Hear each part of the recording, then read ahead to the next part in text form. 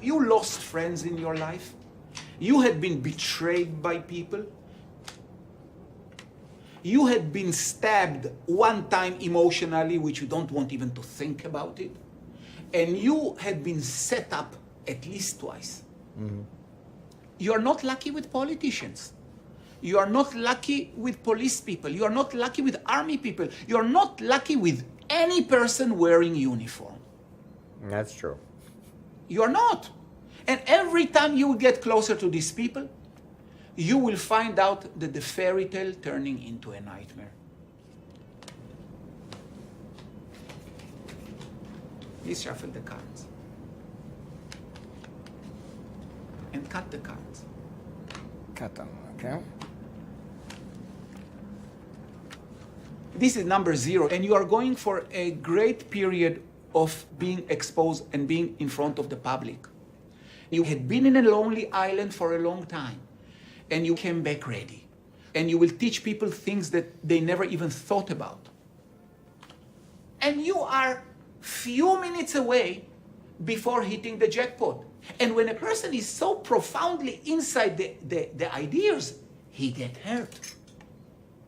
They feel threatened. I saw they succeeded from some time. Until you reach a point where you don't care anymore. Yeah. When you reach that, then you take all their power away. When you don't have nothing to lose. This is the key for your success. And that's what it shows simply.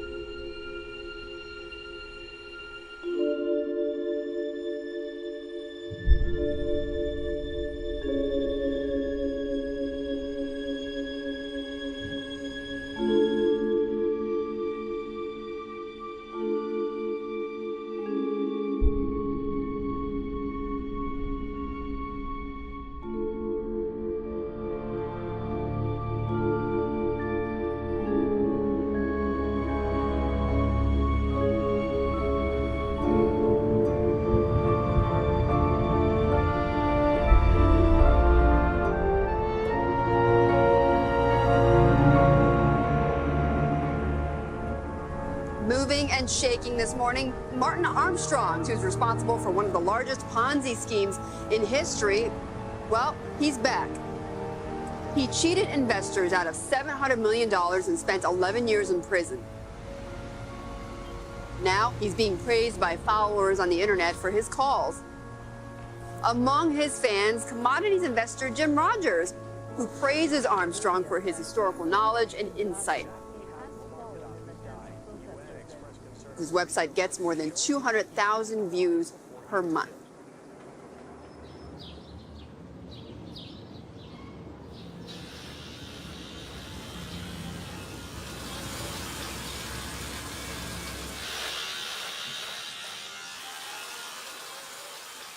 My dad was a single father. He did the best he could. He would take us to school, pick us up. He would take me horseback riding. He did all of that.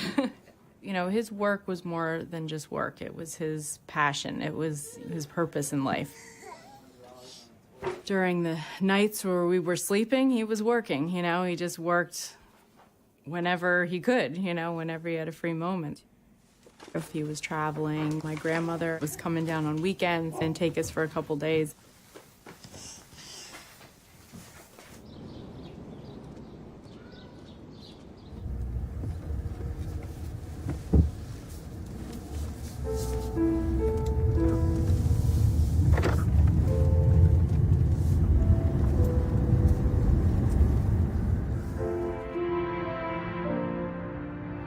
When I first came out, I was initially told by one of my former employees.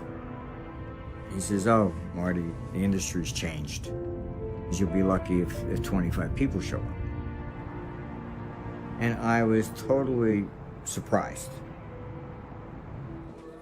People I hadn't seen in a long time flew in from all over the world. I asked them, I said, why'd you come all the way over here? A lot of them said, I just had to come to make sure it was really you.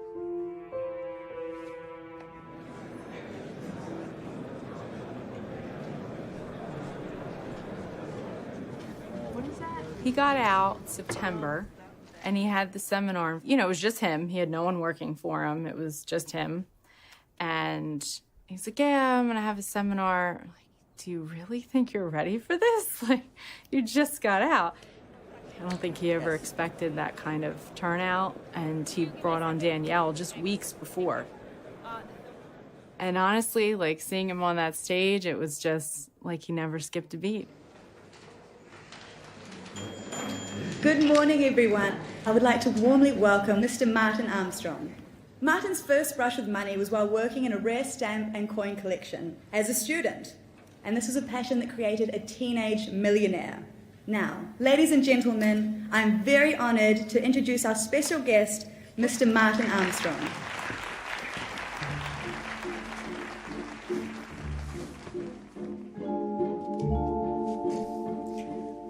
Welcome to Philadelphia. I'm Martin Armstrong. We all know something is wrong. You just cannot borrow forever with no intention of paying anything back. The reason we have this crisis is because since World War II, they basically have just had this idea that they can borrow year after year after year, never have to pay a damn thing back. The only country ever actually paid anything was Romania in 1980. That's it. It's the only exception I have found since going back to 6000 BC. The marketplace has had enough of government debt. They're the only people that never pay their money.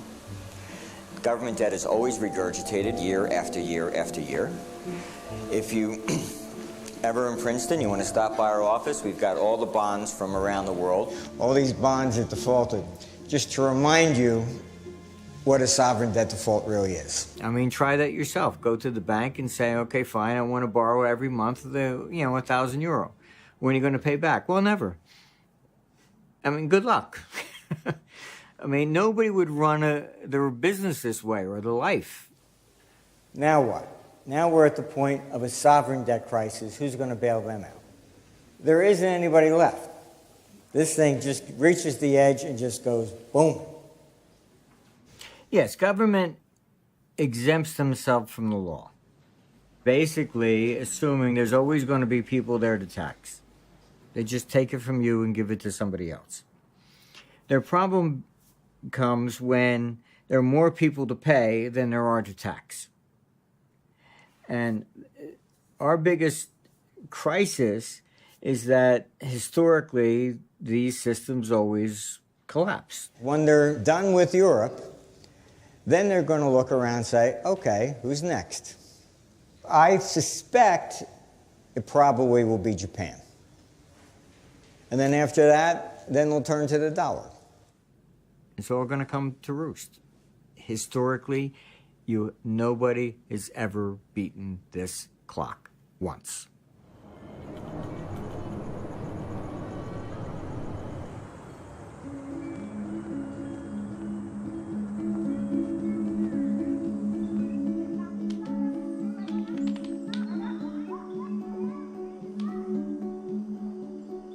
I met Martin way back in 1980. I attended one of his conferences in Princeton, New Jersey.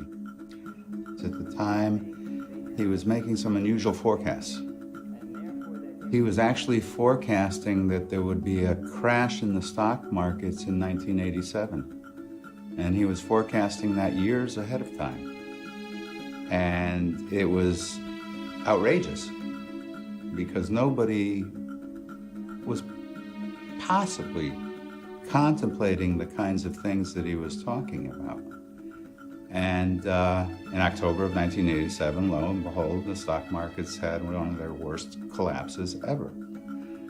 And as the market was collapsing, he also put out a report saying that the markets would recover by the end of 1989 to new highs. And everybody thought he was nuts. And by 1989, the stock market in the United States was at new record highs. It was uncanny. Now here's a man who I believe in my heart did absolutely nothing wrong. And I can tell you, even if he did, he didn't deserve the treatment that he received.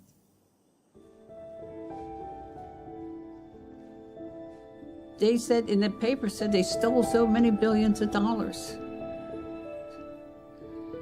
He said, I didn't do any of that, Mom.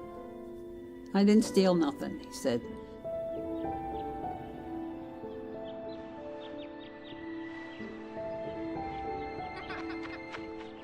When he was young, just going to school, he decided to save coins. So every time I would go shopping and he came home from school, he'd say, can I go through your change, Mom? And he'd empty my purse and pick out what coins he wanted. In a while there, he was collecting a lot of them. So I said, this coin collection is going to belong to you and me. And then my husband would see how much money he would make on his own. He didn't want to go to college. Why do I have to go? Look at the money I can make. His father said, you got to do something. You're not just going to quit school. So then he enrolled him in RCA computer store. This teacher I had showed us this monstrous machine, and it was about half the size of this room. And he said, before you're going to be able to graduate, you're going to have to know every part in this whole thing. And you just looked at it and you said, no way. And I had a history professor who one day put on this movie, and this one really blew my mind. Jim Fisk manipulating the gold market in 1869. And he goes to his girlfriend and he says, Josie, gold's 162. Josie! Jim! Look, Josie, 162 and a half. And I'm thinking, come on, it's 35 bucks. So I went down to the libraries, and there it is, in 1869, gold 162 bucks. Obviously, that whole linear idea that I was raised with wasn't true. Everything went like this, and even over the centuries. And my father was a very conservative guy, said, you're speculating too much with those commodity things. You should put your money into the stock market. So I listened to my father. I bought the Fidelity Trend at the top at about 54 bucks and watched it go to about $7. And I turned to my father and said, is this the way conservative people make their money? So then I'm really starting to say, what makes that happen? Imagine a computer that actually learns and remembers. Suddenly that huge machine began to make sense. I thought I could create a system that stores the knowledge of a century and uses it to predict the future.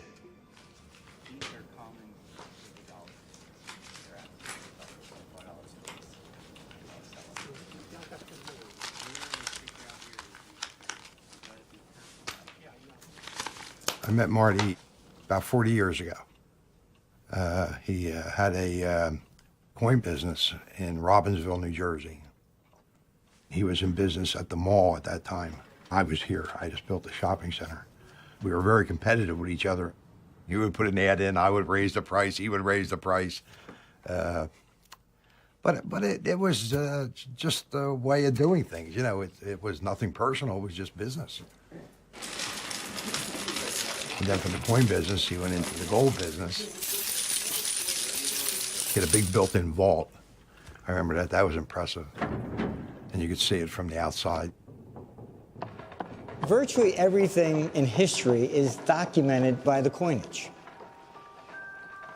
And there's one thing interesting about the coinage. The buildings crumble, paper gets lost, coins have survived. We largely took each coin, we had them tested and weighed, and then you have a database of something going back 6,000 years. Marty was very generous to the people that worked for him at Christmas time and things like that. about an hour before I closed on Christmas Eve, but he would come in, he'd be like a madman. I'll take that, and I'll take that, and I'll take that. Exceptionally nice gifts and presents for his family and his employees. A very, very generous person. But Marty never thought small anyway. Everything he did was always first class, I think. Our company has grown by developing databases on virtually everything. We have every possible currency, even Indian rupees, on a daily basis, at least back to 1900. We had like 240 people writing down prices, and we let the computer search absolutely everything in the world. These numbers, for some strange reason, they're all interconnected. You can follow it like a ballet. It's like a Shakespeare's play. Played for hundreds of years, the actors change, but the plot's always the same. And then I discovered list of financial panics, 26 events of panics over a 224-year period. So you divide that by those 26 events, and it was 8.6. And that was pi. 3,141 days in that 8.6 years. Which then builds up into 6 waves of 51.6 years. 6 waves of those build up into major waves of like 309 years. Oh my God, it's actually the perfect cycle.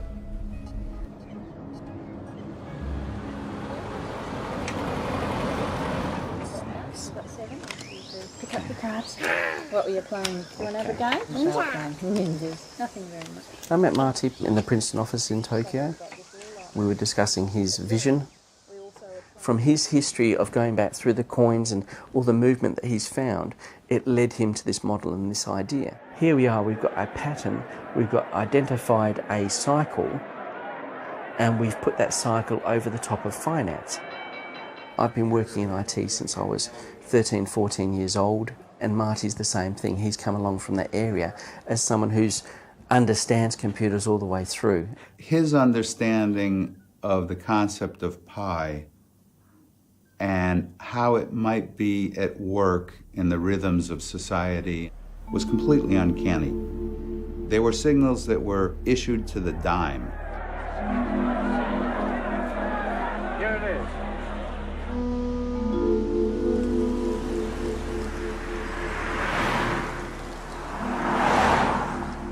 I'm rolling.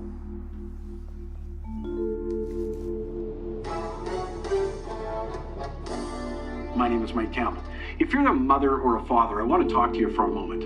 Unfortunately, there are way too many examples, from asking the younger generation to pay off the massive debts building up both federally and provincially. And the last thing your kids and my kids need is a transfer of wealth from younger Canadians to older Canadians.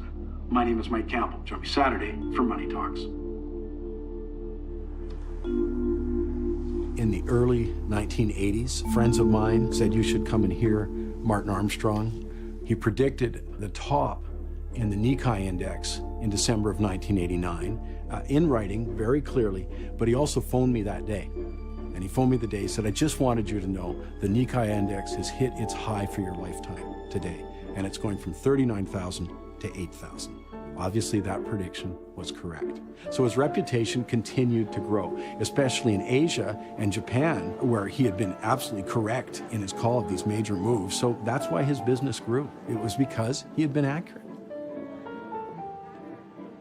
Princeton Economics gained international fame in the early 80s for his forecasting. I knew that he was consulting with some very big corporations in Japan. 我が社のプリンストンセミナーもですね、恒例となりまして、今回で14回目を迎えました。He was very widely followed in the Japanese community. It seemed as if the entire trading community would scramble to see his signals as soon as they were released. And they would act on them because they were 99% of the time completely accurate.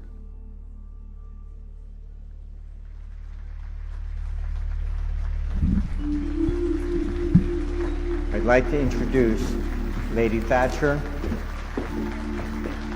Mr. Chairman, ladies and gentlemen, it's a great pleasure for me to be here. We don't necessarily think in cycles in politics, perhaps we should. You must learn the lessons of history, otherwise you might be condemned to repeat its mistakes.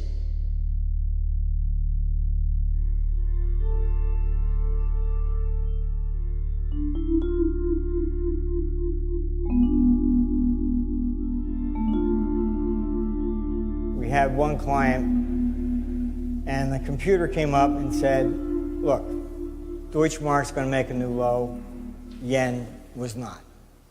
So I called him on the phone, and I said, look, it's going to start flipping right away, and I suggest you get out.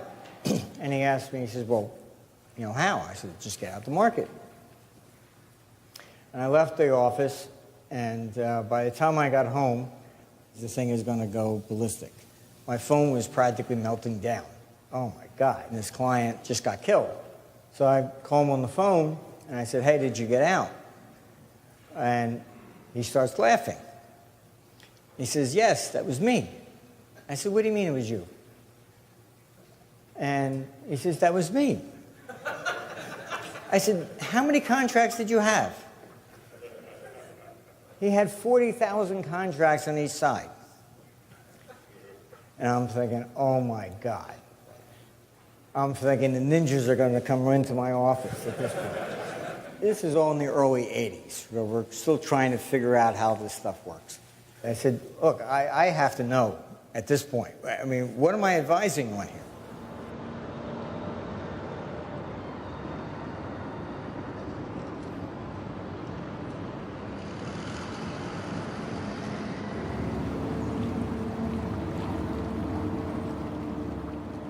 One day I picked up an article from the New York Times, and Marty's pie cycles were suggesting a major market high that Marty had called to the day. So I called him up. You know, I thought that we would have a 2-hour chat, and we were still talking at about 9:30 at night. He was such a wealth of history of markets. And he offered me a job with the title of assistant to the chairman. Well, before I went to Princeton Economics, I did some due diligence on him. I called up Goldman Sachs and I said, you know, what do you know about this guy? The people at Goldman said, well, he's a big metals trader. We've bumped up against him a few times in the markets. We always thought that we can crush him, but most of the time he ended up winning.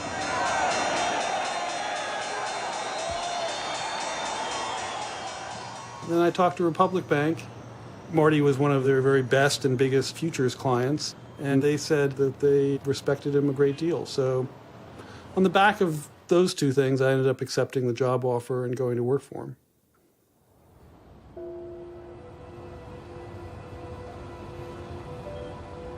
Republic National Bank in New York had a fairly clean reputation at the time. But overseas, in Europe, it was known as the bank for arms dealers and drug smugglers. And it was also reputedly very involved with the Russian mafia. The head of Republic National Bank, Mr. Edmund Safra, very, very wealthy man, somehow, mysteriously, he died in a fire in his apartment in Monaco, right around the time all this was going down with Princeton Economics. Marty wrote a report about the cycles of war, and he predicted some type of international conflict. Universal Bank of Lebanon. He calls me on the phone, says, listen, we found a book in our basement with all the prices of the Lebanese pound back in the mid-1800s. Could you make a model? I said, sure. Put it into the computer, and the computer says, in 8 days, this thing is going to go ballistic. You got about 8 days. That's it. What he says to me, he says, so what currency do you think would be the best? And I'm like, what? I just told you your country's just going to completely fall apart in 8 days. Now, what's going on here? 8 days later, the Lebanese war begins. I watched it with the Iran-Iraq war. One of our clients over there calls me on the phone. He says, tomorrow Iran's going to start attacking shipping in the Gulf. What do you think gold's going to do? It's not that the computer is able to predict war. But what happens is, those who do know that they're going to invade something start moving money in advance. So the computer was picking up the capital flows. That is how we were able to forecast the collapse of Russia in '98. We saw about 100 billion in capital flows going in and about 150 billion coming out. So obviously there was something seriously wrong. 6 months later, we found out the actual government itself moved $50 billion offshore and was hiding it from the IMF so they could get more money. The CIA called, and I was in the office. Marty came in afterwards and said, well, they basically want me to give them the model. And I told him to bugger off, that I'm not going to give him anything.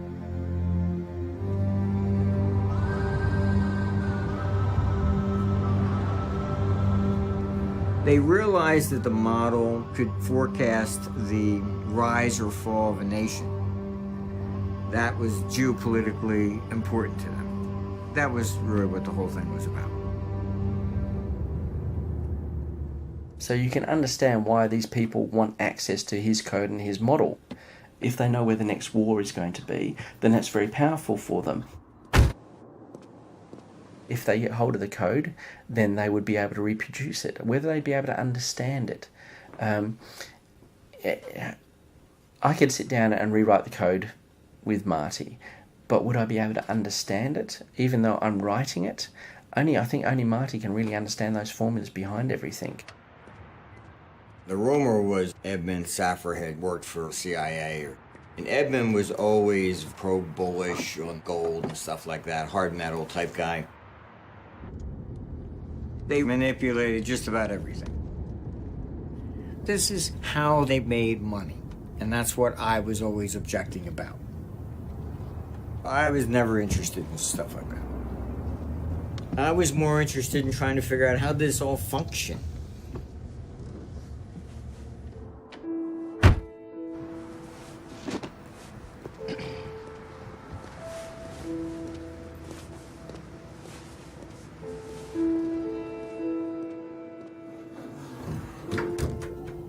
We did natural hedging. So we try to balance portfolios in different currencies to try and help preserve jobs. We were the largest in the world, probably a little over $3 trillion. How you doing? This is...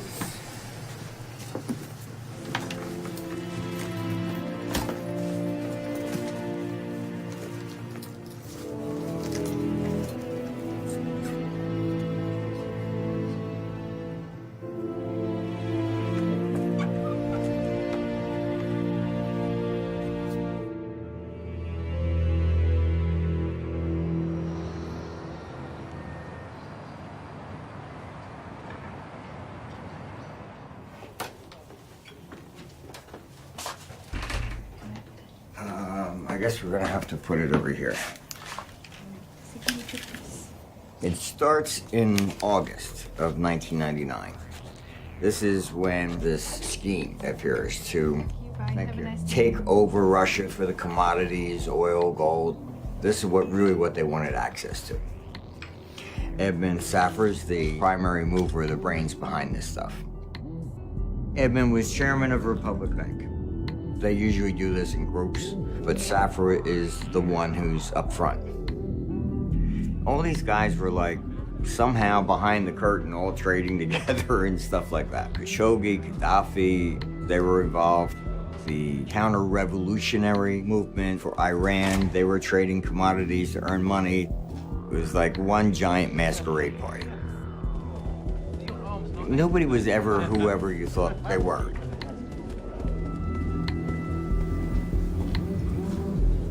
They would say, somebody wants you to manage money.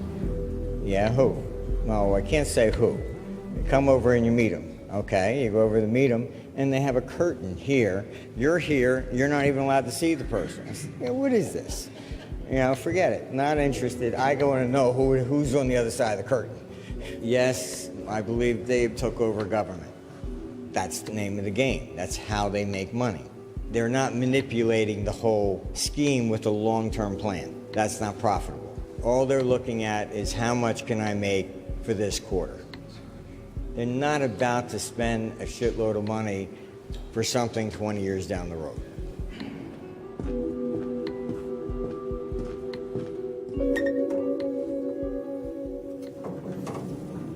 Unfortunately, you have a very powerful community amongst the investment bankers in New York who do try to rig the game to create a perfect trade at the expense of entire economies.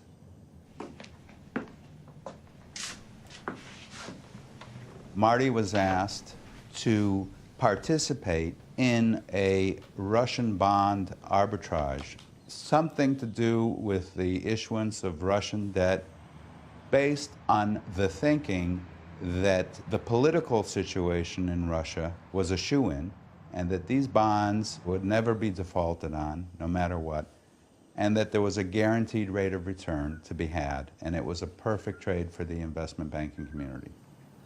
They put on a dinner for the IMF. Edmund Safra did, in Washington, D.C. They rented the whole National Gallery. I was invited down there. It was basically to show me that, look, you know, why don't you join us? We got the IMF in our pocket.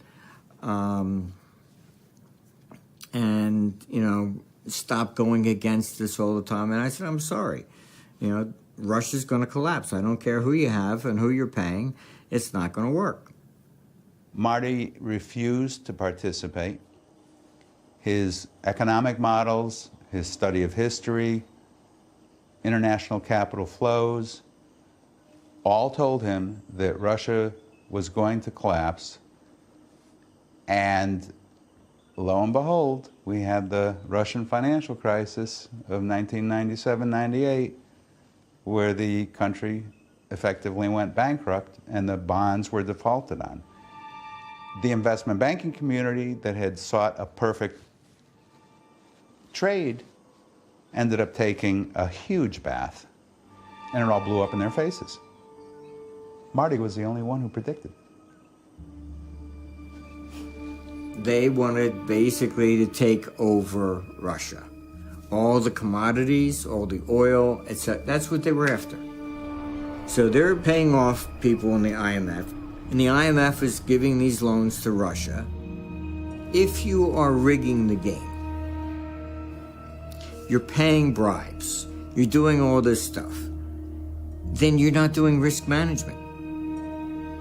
Why you need risk management if you've paid the bribes and you think you got the shoe in? And then all of a sudden, it doesn't work, everything blows up, and then they go to government and say, well, if you don't bail us out, you're in trouble. So it became a battle between them and me.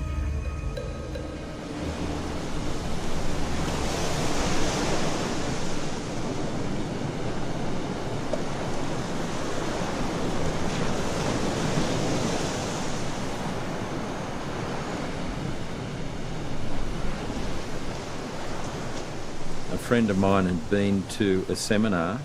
Martin had been brought to Australia by a broking firm, and he said his trading was quite spectacular. So I just went and found out where the office was and introduced myself. There was something bigger than two people standing there at the time we met, and I was very conscious of that. It was kind of almost like, hey, I'm going somewhere with something here. I don't know where it's taking me, but there's something unfolding here already. And he felt Australia was very important for him to have a footprint here.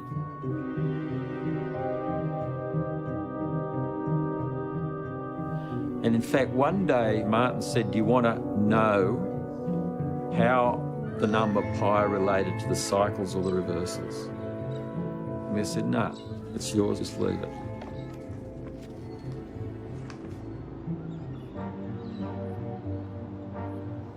Martin was outing the players in all these games. I mean, you only had to join the dots. Their whole play and their manipulation fell over. They got caught.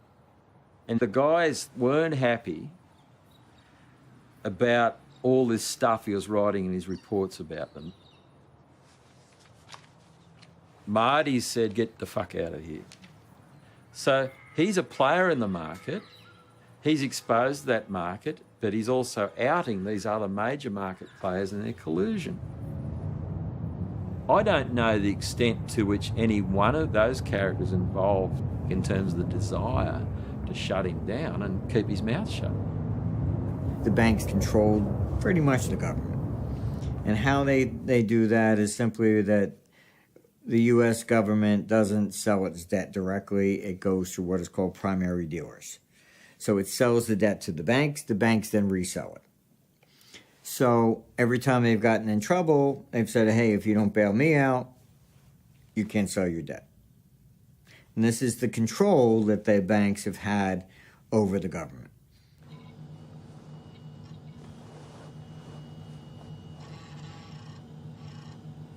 It's amazing it's still running. Marty's laptop was maybe the very first one I ever saw.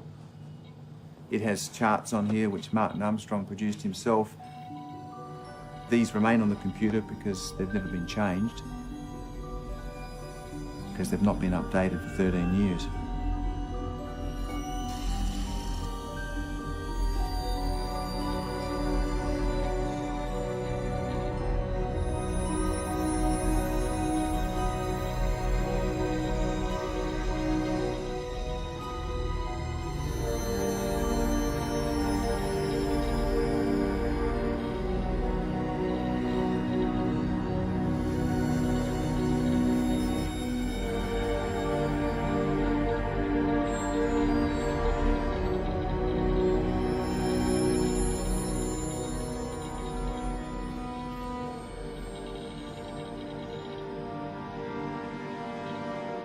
The model's still in there.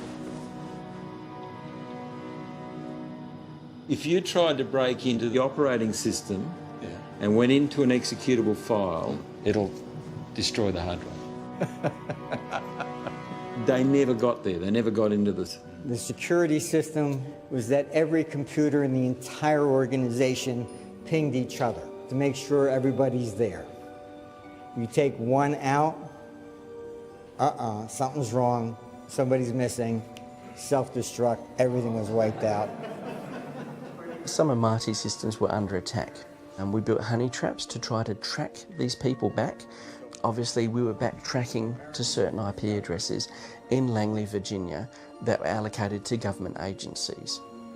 Tony, probably one of the best hackers I've ever seen in my life. Tony creates a system and left little openings. So somebody coming in trying to attack says, aha, I got in. But they're in this fake computer with all fake information in there, and then we can watch and see what they're doing. All right. Marty always talked about this club, and it involved Edmund Safra, and I was invited to be a member of the club, and I turned them down because I didn't want to. Marty sometimes takes it a step further and says, well, you know, Edmund Safra got killed for that. Maybe. It's possible. If I ever wrote a novel, I'd probably try to weave it in, but it also might just be Marty taking things one step beyond reality and making a really good story.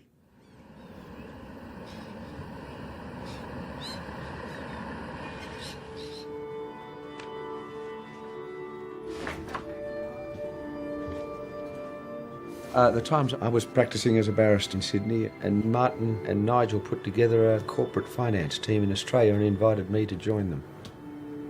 I met them at a beach house that Martin owned. Martin didn't actually live at that home. He lived with his mum. A man of substance, with a Ferrari and a beach house, who lived with his mum and drove an old Toyota.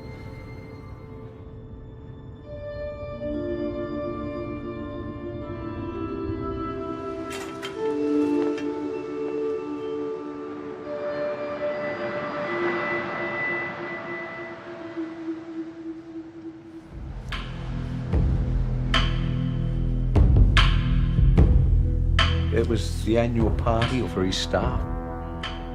The whole crew worldwide. The office staff, high-profile people. He was using that as a marketing exercise to promote his models and his forecasts. They would go from 3 o'clock in the afternoon through to whatever time the next day. Some people were enjoying themselves. UK, Hong Kong, Tokyo, and the US. Everyone was there, and then he would invite the brokers from Republic. Bill Rogers, the guy at Republic, rocks up in a big stretch limo. It's full of beer in the back seat. And you just see this guy's out of control. These fellows were almost larger-than-life bad American miniseries of what a flash Wall Street money man was like. You turned up in a car that was a block and a half long. They had cigars going, bottles of champagne in the car. I just thought it was humorous, but that's what they chose. Bill Rogers was the broker from Republic. And I did notice from 98 on, he just run his own game. Now that's what came out.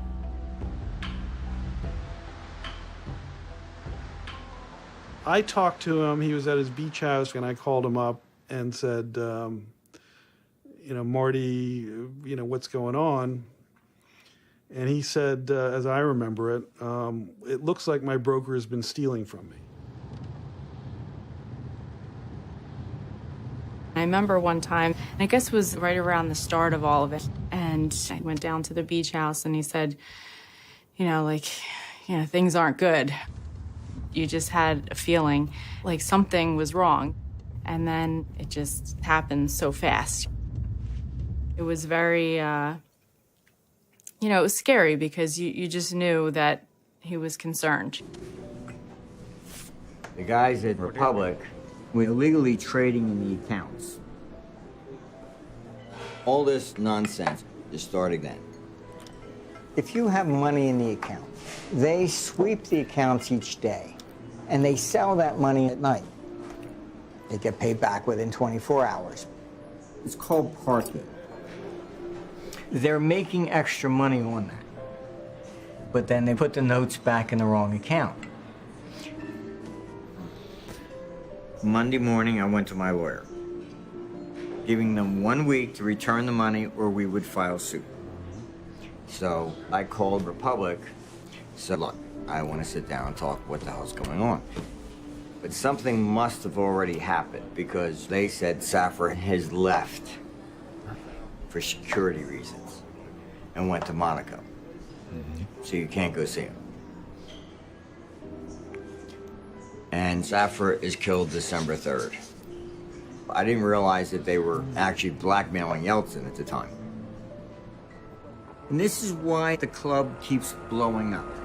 All of a sudden, it doesn't work. Every time, it's the same thing.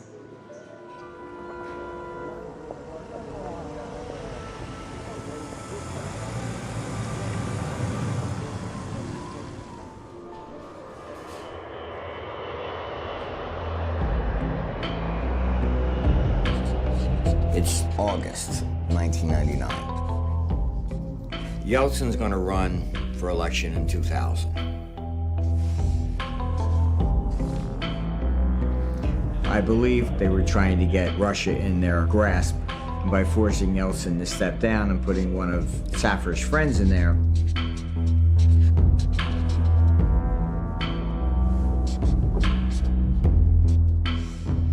Baryshnovsky is part of their deal to appoint him as president. Baryshnovsky owned in Russia the TV stations, Arafat, and to get Yeltsin to take $7 billion from the IMF loans. And then that money is going to Geneva under the pretense of being a fee for refurbishing the Kremlin. The wire is steered through a bank in New York, when Republic is the #1 bank that all this Russian stuff always goes through anyhow. So it's strange that this one $7 billion goes through Bank of New York.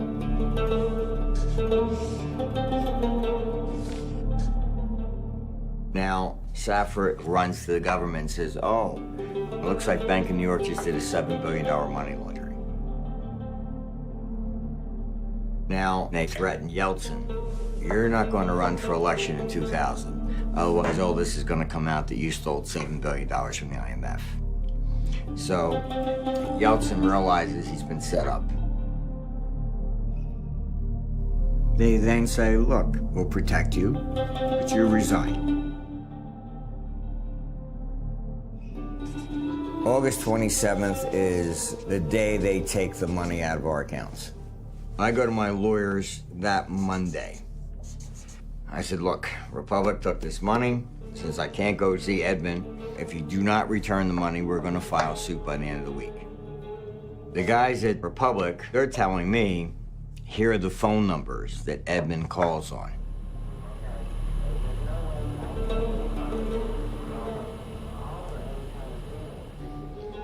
And so I then give them to my lawyers, and we go to court and issue a subpoena just for these phone lines. Safra was a control freak who had all the lines recorded. And Martin subpoenaed, I mean, as part of his defense, he subpoenaed those lines. Сегодня я в последний раз обращаюсь к вам как президент России. Я ухожу. Я сделал все, что мог. Владимир Владимирович Putin. This is how Putin gets in. Nobody ever heard of him. Where the heck did he come from? Putin comes in and he says, fine, you give it to me. I'll take care of everything.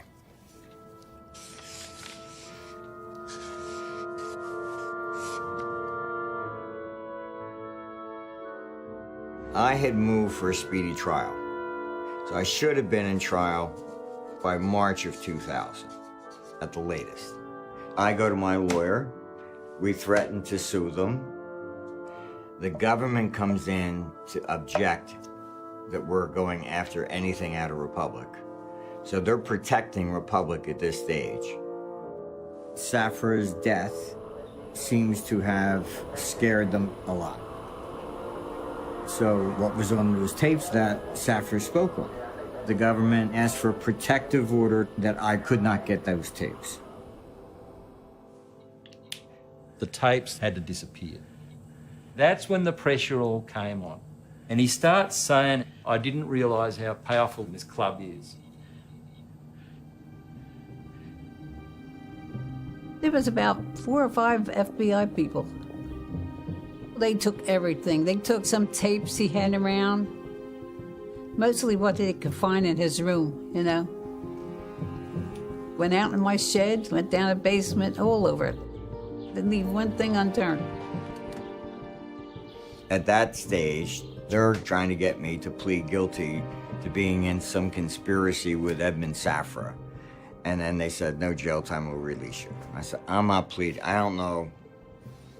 I'm not getting involved in all this shit. I said, you know, Monaco's and Putin's. I remember being at the office when the FBI came in, and even at the house, like turning everything over. They had just called on the telephone, and the receptionist said, the FBI is here. Once all this took place, he could not come back in the office. There were a lot of people that left immediately. The office was divided into who was going to stick it out and who wasn't. I called up a friend and said, I think I might need a lawyer. I heard back from the lawyer the next day that, gee, your timing was pretty good because they were going to arrive at your doorstep tomorrow morning at 5 a.m.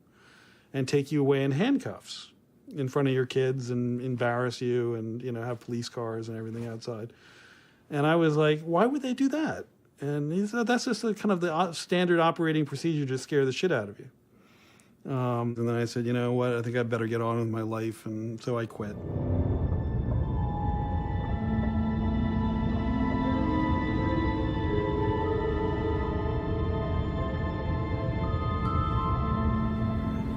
It was horrible. It was just terrible.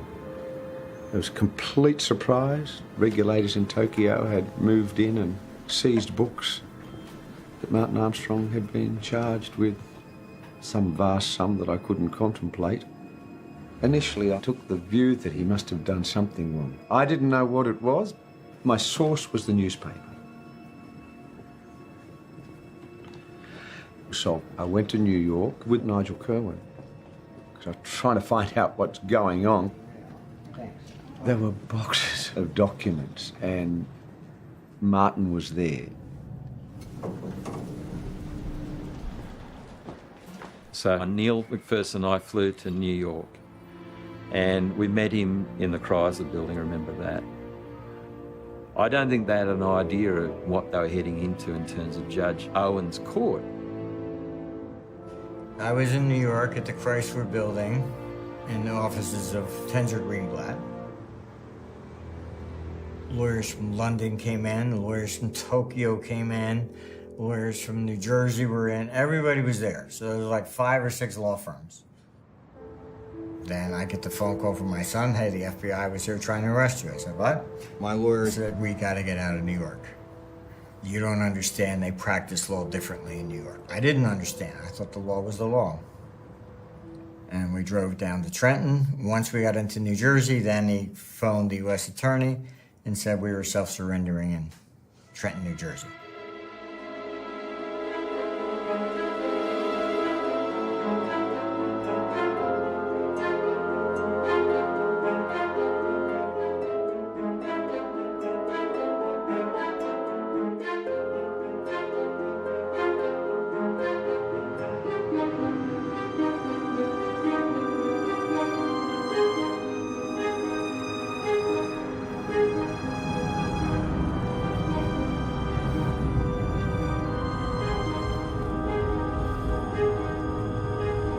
Marty was the largest financial debacle of the 20th century. That's the way the newspapers reported it.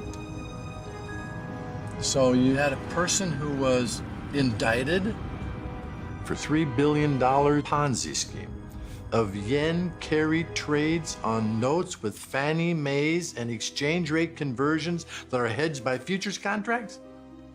Who's going to even begin to grasp what we're talking about? It's an impossible task. And you've got quantity of paper that just, when last I heard it was 1 million pages. Where do you even begin with 1 million pages? And most of it's in Japanese. I didn't see 75 this cash flow that supports a Ponzi scheme. In fact, it's the other way around. There were gains in those accounts, not losses. And if you got gains in the accounts to pay back, you don't need new money to pay back former note holders. They're judging me by what they do. A Ponzi scheme is I take money from one person and I give it to another, and there is no business. That's what a Ponzi scheme legally is. The city of Maine in 1448, where the Gutenberg press was, and what they were doing is exactly what we're doing today. It was just one giant Ponzi scheme going around. They would issue new debt to get money to pay the old debt. So this, unfortunately, is the way government is operating. They promise you pensions, they promise you everything. There's nothing there. Nothing ever changes. History repeats because the passions of man never change. Politicians were corrupt back then as they are today. The government came in, they shut down everything, which they typically do, seized all the accounts. The receiver, Alan Cohen, moved for contempt, that Marty failed to comply with his turnover order. Cohen, he's the former associate of Judge Owen. Okay, that's one thing. The second thing is, Cohen was the son-in-law of U.S. Attorney. Alan Cohen was the law clerk for Judge Owen, then he became an assistant U.S. attorney. Then when he went into private practice, Judge Owen brought him in as a receiver. Owen had already taken all Martin's lawyers' money away from them, so he had no money to pay lawyers. So he was kind of without a lawyer at that point. I remember when Tom Showbloom came into the picture. He used to be a prosecutor, now he's a defense attorney. And Tom came on and we had no money to give him, or beans, like, you know, really wasn't much that we had. But he really, you know, he stepped in and, you know, for years would go without any money. He really gave a little bit of hope when no one would really touch it. So Marty, who's asked to bring all these documents into the courthouse, a whole lot of argument about a bust of Julius Caesar, some gold bars, and some antique coins. That's what it starts out that way. To those coins, he's so attached. They're like his baby. The knowledge that goes with those coins, I mean, there's his model. There's his model and he's understand the markets. But those coins, those antiquities are a part of the whole story. And he's incredibly attached to them. There was a contempt hearing held in front of Judge Owen. I had friends, they said, fine, we'll put up the money in cash. Denied. No, we want the assets, we don't want the money. Can I have a list of what the assets are? You know what they are. The judge is telling you to do something, anything. Stand against that wall. No, I refuse to. Okay, I'll put you in contempt till you do. The contempt was just another facade. And then all of a sudden, Alan Cohen becomes a board member of Goldman Sachs, because that's the way it's just simply done there. Cohen claimed that there was a computer that he hadn't handed over. Cohen and Schiavone, the receiver and his counsel, they were both at O'Melveny Myers. Cohen is now full board director at Goldman Sachs. They just wanted that source code, which is text. They couldn't get it. What is the agenda? Why does Schiavone want the source code? What's he going to do with it? They were going to court with fabricated evidence, and it was purely about intimidating everyone involved and corralling as many assets as they could to their own benefit. I've got no doubt that Cohen and Schiavone had clients who wanted the model. But the source code would have been with Marty. There's no way he would have left it on a computer he handed over. And it's in his head, ultimately. We want the source code. I said, not getting it. Sorry. You know, you can kill me if you want. I don't care. I'm not turning that over.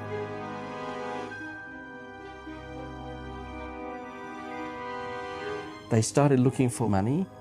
You must give us these gold coins that you've given away, this bust of Julius Caesar that certain people have, a notebook that had been destroyed and things like this. And it became a big spider web. He was like the fly at the middle of the spider web. He was stuck there. And all these little spiders were coming through and attacking him down this spider web. It was coming from everywhere, and this is what we were seeing. You know, I had Schiavone come down the phone at me saying, we are the United States of America, we have worldwide jurisdiction. You know, first it all started off about Marty, and in a sense we understood that. But what the problem became was us. I had a whole lot of people threatening me out of the United States, what they would do with me, and no one would explain anything. And I told Mr. Cohen that we didn't have to obey orders of a judge in New York State, but as a lawyer I would cooperate. And I had never heard anything further from Mr. Cohen. Our lives changed from that moment. Completely changed. And we laughed. It was as if we were living in some B-grade movie. Edmund Safra, who's worth billions of dollars and has got ex-Israeli Defense Forces, ex-American SAS, can get himself killed. You know, what hope have I got, you know? It's like absolute chaos and madness, and having to deal with people like those from America that I'd never I never had to deal with people that were as crude, crass and common as they were. Leslie will tell you, we had a code. Neil said if he said something at the door, don't let him in. If that word was used, you just locked down. He didn't let anybody up. Call the police. They came in and asked if I had dealt with him. I said yes. Do you have the records? I said I have them. He always paid by check. And it was very harassing. They come back several times and wanted more and more and more, and I gave them everything they had. And then finally I just told them, I said, do whatever you have to do, but this is it. I can't give you anything I don't have, Justice, I guess it was something Justice Department. They acted like they didn't believe anything you said. Judge Owen said, I don't believe you. Wrote out on a yellow pad, had the U.S. Marshal, who was marched off to jail. It was January 14, 2000.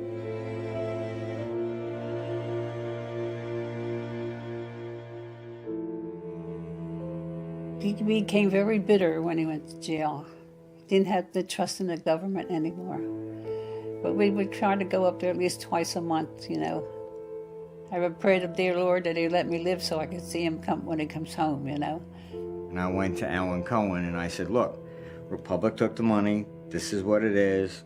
I mean, you can chase wires. You know where they go. It's not like you can steal $100 and stick it in your pocket or something. You're talking about billions of dollars here. And he goes, oh, no, we believe Republic. There was a time he was very distraught, and I had never seen him like that before. He was contemplating suicide. He really was. He said to me, if I don't, it was hard. He just thought, as long as I'm around, this is not like they're not gonna let up, and they're just gonna come after you guys. And so I think for a brief moment, luckily, he did. He broke down, and he thought that might be the only way out of it, as if he's gone. So. But luckily, I think you have to hit that point before you gain your strength to move forward and fight, and he really did. And from that point on, he never wavered. He just wanted to fight them till the end and not give in. When Martin Armstrong was in prison, Neil always said that he was stubborn and that he is a fighter, and he will never give up on anything or anyone, no matter what. He will continue on. He was devastated as to what the impact on his mother, who was is not and was not a young woman. I don't know, she must be 90 now. He was humiliated in front of her, and I think he was totally embarrassed as to what happened to him. I visited Martin shortly after he was incarcerated. I was quite nervous visiting him. It was out of my element, for sure. We stood ready to finance Princeton Economic Institute, retain employees' jobs. Tancred Schiavone of Alan Cohen's firm said, I don't care how much money you have to finance the operations, we want the source code. It was black and white. They wanted their hands on the computer software code of Martin's economic models come hell or high water. And that's plain and simple. We gave up.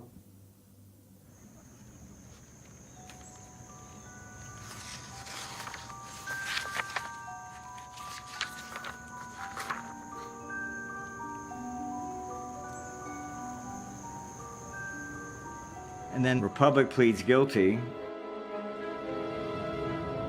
Nobody goes to jail. They have to agree. Everybody is to be made whole.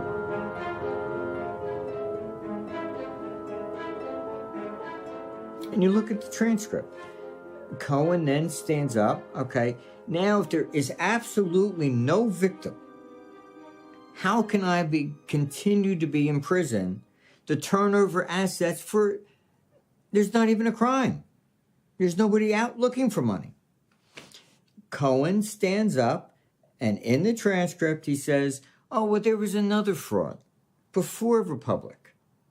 All right, huge, he says, but there's no description of it. If all the victims have been made whole, everybody's been paid back, why do I still need to be in civil contempt? Didn't matter. It just kept him there.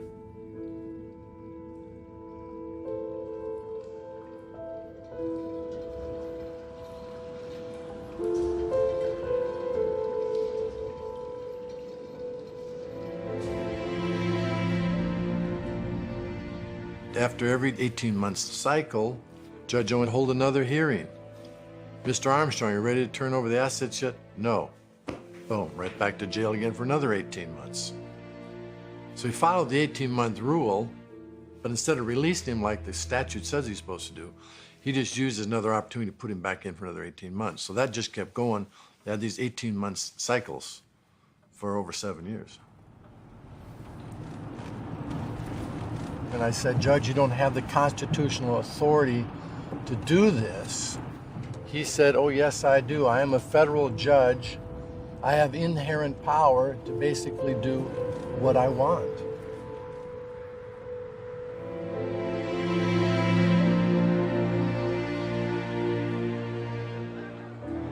I got it. Fine. Let me have it. I got it. Fine. Let me have it.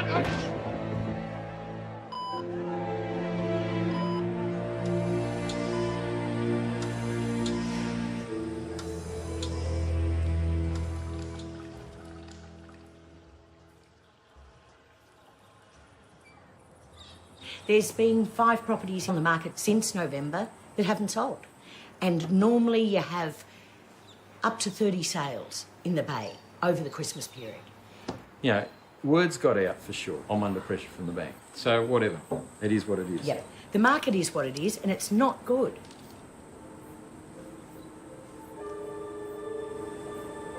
It was like a hurricane of events that went on for years. It just, you couldn't conceive of...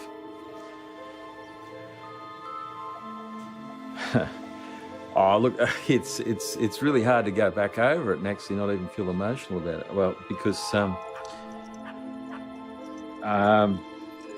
Cohen and Schiavone, they used every tactic they could, whether it's dirt in the press or whatever court angle they could take. And then people turning their backs, politely requesting I might leave the board of this or that because they didn't really want to be associated with it. And anyone Googles my name, that grubby press still comes up. Look, everything collapsed.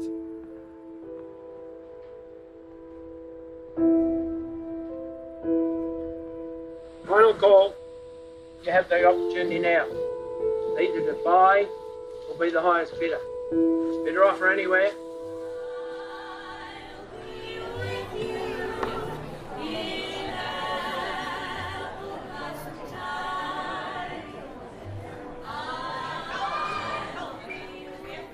When we first met, Nancy told me, oh, by the way, my brother's in jail.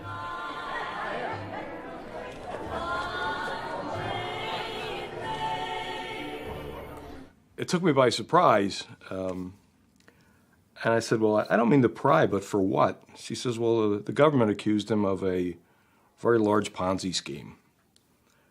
And he said to his mom, they want what I've spent my entire life developing, and I'm not giving it to them. They're not getting it because they want it for all the wrong reasons. We would make it a point to see him at least once a week, and he was always busy. Anytime you would talk to him, I'm busy. What are you doing? He was always writing.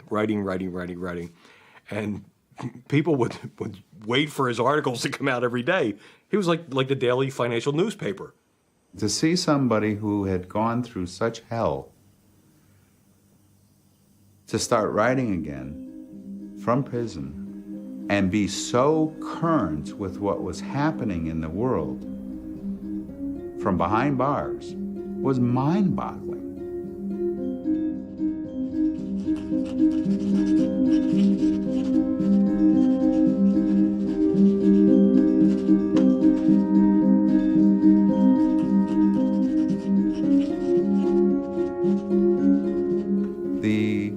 reports were smuggled out of the prison and posted to the web by people that were interested in his work. And all the artwork was done by him by hand.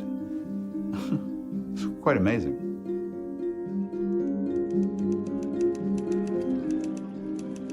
Marty's strength is his knowledge of history and his knowledge of financial history. You know, when Marty wrote from prison, a lot of what he wrote was very interesting. So my cycle map is based on Marty's pi cycle. That's it. And I'm sitting there and I say, well, I'm probably one of the few people who realize that February 24th, 2007 is the next pi cycle date. These things only happen once every 8.6 years. So I personally went 100% net short that Friday. This I did in real time from Marty's date. He's in prison.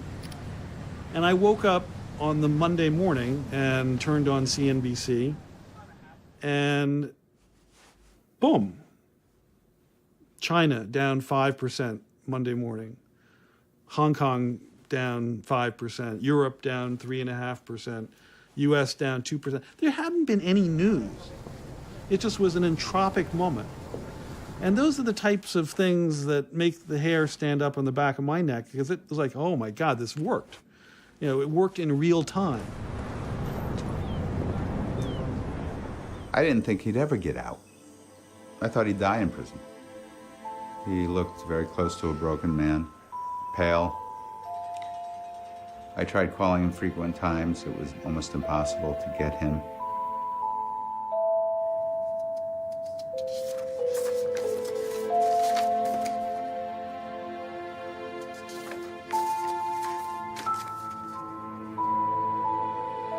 Mr. Brown came to his cell one day and said something to the effect that, no, I'm sorry you're here for this long, that they are just going to hold you here until you give in, break, relent.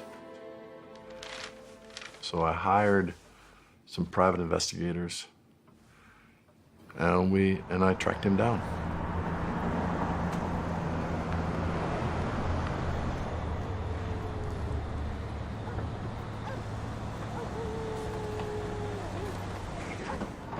Nice to see you again. Likewise. How are you? Good to see you again. How you been? I've been fine. Come on in. Thank you.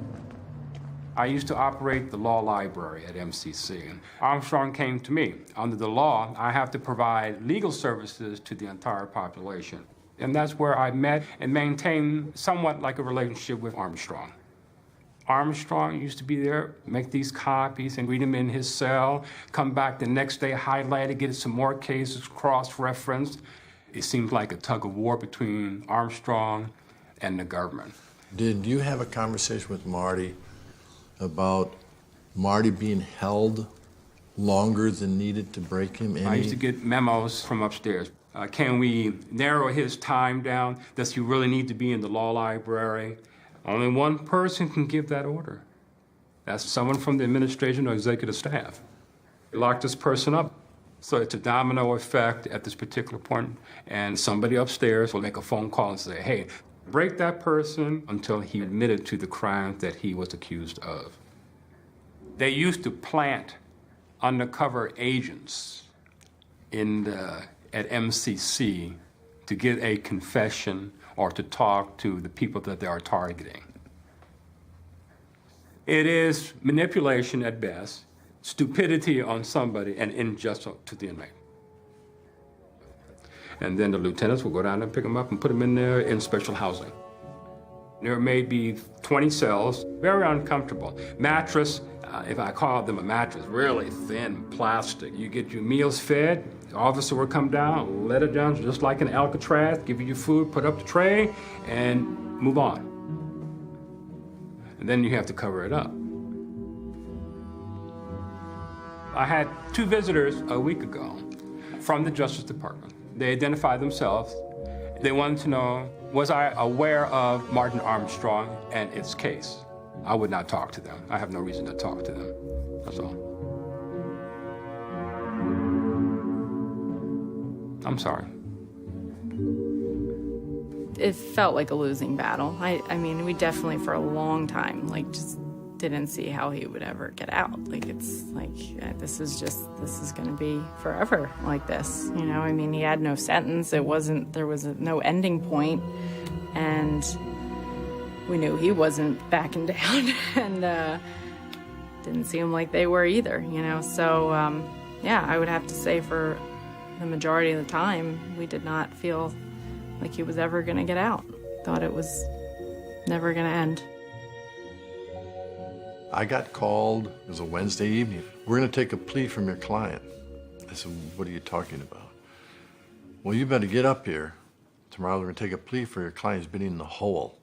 And I said, well, how did he get in the hole? What was he in the hole for? Well, we'll just explain all that tomorrow.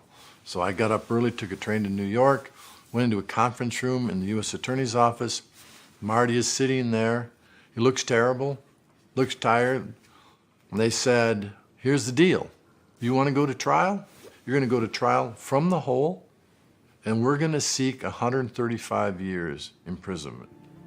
Or you can plead guilty to a 5-year sentence, and it won't be about you. All you have to do is agree you conspired with what Republic officers did. And you can argue to the sentencing judge, you get credit for the time you served in a civil contempt. They had a script prepared he had to read from. I tried to edit and change it. The government said, nope, that's it. You got to read that script. The judge said, I understand you have a script prepared for me you're going to read from. Here it is. Read this, and we'll let you argue for the credit for the contempt. And it's either that or a rigged trial where I have absolutely nothing. And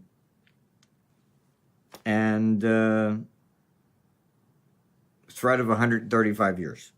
So it's not much of a choice. Come on, matey. Come on.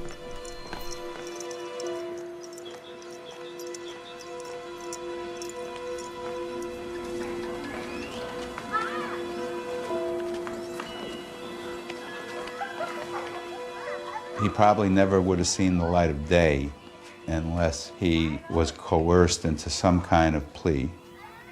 His only shot to ever get out was to plead guilty to something. What Marty Armstrong pled to, he agreed in exchange for time to agree to a conspiracy to what the Republic officials had done and what the Republic traitors had done.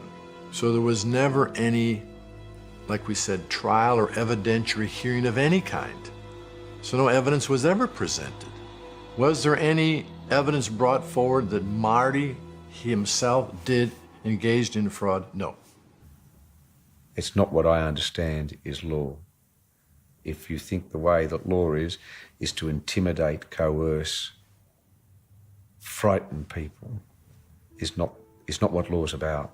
Is not to secure a conviction by hook or by crook, but actually to present the evidence in a fair, open and candid way and let the jury decide if there's been a crime committed.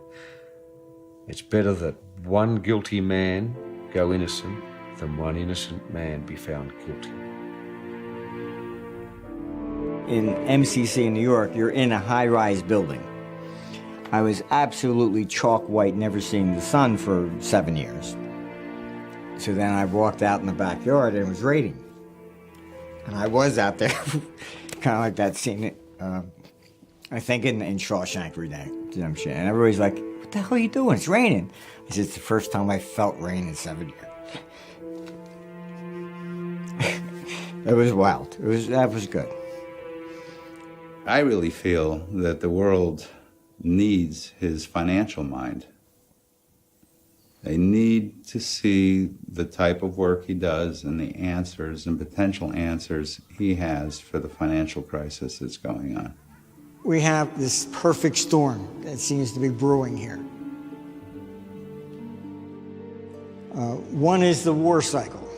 And 2014, the cycle starts turning up again. extreme hostility developing around the world.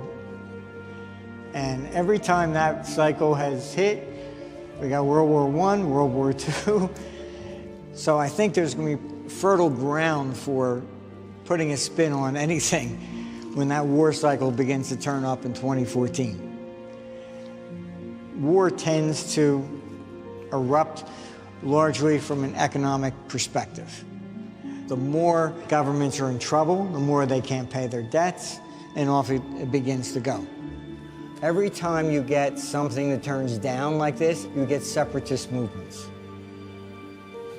That is also the possibility of Europe eventually breaking up. 2016, we begin to see a third party begin to rise. You have the natives against the immigrants that are coming in. It's always the same patterns that come up. After 2015, there's probably going to be the real crisis in confidence on a global scale. We see the assets beginning to rise, going into that peak there in October 2015.7. The debt crisis then becomes much more critical in 2016 going into 2020. And then you're going to start seeing the rates rise, because then the banks are going to have to start to bid because they're going to need money. And as the money begins to flow out of the banks, then you're going to see the rates start to take off. With rates that's so low, just a small uptick in rates, you're creating these interest expenditures that are just going to take off like a rocket ship. So we have to eliminate by law that government cannot borrow money, period. Because once they start borrowing, the end is there. That's it. Why are you borrowing? You really intend to pay it back? And they just look at you like, boy, that's a dumb question. Of course not. It's effectively back to where we were with the 1860s. We're now issuing money that just pays interest. The same as it began. There's no difference. But we're graced with idiots, that's all I can tell you. When Europe is basically getting worse and worse in Japan, then the capital comes here. It then forces the dollar up. If they're going to fear a collapse in Europe, it's going to move in different places. This is how it does. So history, honestly, is really just a roadmap to the future. You really need to be Nostradamus or something. I mean, you just really just look at what they did before, and it's sure enough, they always do the same thing. I have family. I want to see that they have a future. Let's actually organize how we're going to do this, and let's be real about what the economy is. There's three doors: default, inflate, or restructure.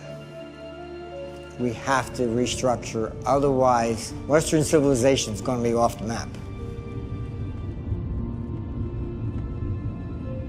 This is a ride on a roller coaster. You pay up front, or you pay at the end of the ride. Which one do you want? I'd rather know where I'm going. I paid when I got on the ride. I don't want to pay at the end. What do I have left? I might not have anything. And at that point, you create civil unrest, blood in the streets, people rioting because they counted on this and it's not there.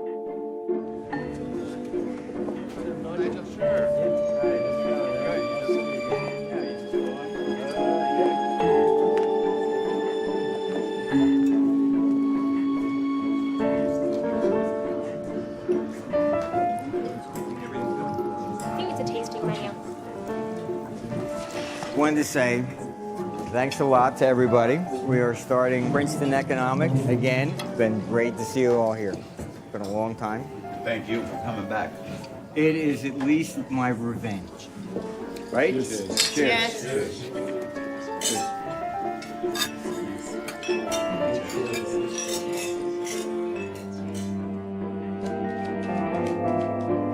And I discovered that we are all children of light. It's only by knowing the cycle of evolution. The sun. This happens to me really once in a decade. You just look at this yourself, the first card. last 13 years, you are holding something. Maybe it's not you, it's someone else. Looks like a friendship, which may be more important for the coming period for you. And you're not going to be alone at the end. See? Okay. I think you agree with me. Yes, I understand. Okay? I mean, you had a very interesting life.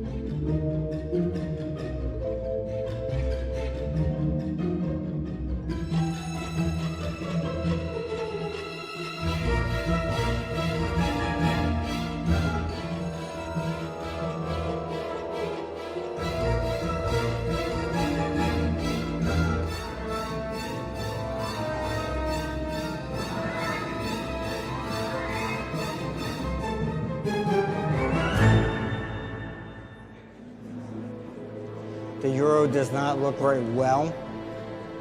Big turning point is with the economic conference model 2015. I mean, look at Switzerland. How do you fix the value of money? Fixed rates, pegs, none of these things don't last. If you're going to fix the money, you've got to fix wages, you got to fix prices, and nothing moves. If you're going to create a peg, what you're doing is you're giving me a guaranteed trade. It's like going to the casino. I'll put $100,000 on 23. I win, I get 35 to 1. I lose, you give me my 100,000 back. That's basically a peg. So you're guaranteeing you're going to buy that at that price all the time. I can do whatever I want, dump billions on it. If I win, I'm going to make a fortune. If I lose, I don't lose anything. So we'll see the Swissy peg go. It's just a question of time. They can't stop it. As much as Switzerland would like to prevent the capital inflows, and if the euro doesn't look too positive that they're going to be able to defend it off. Once capital decides to move against it, it comes all the way back down to the historic lows, and then the euro is going to go down. I'm sorry, but that's just the way it is. The peg's going to go. And they're not going to be able to do too much about it.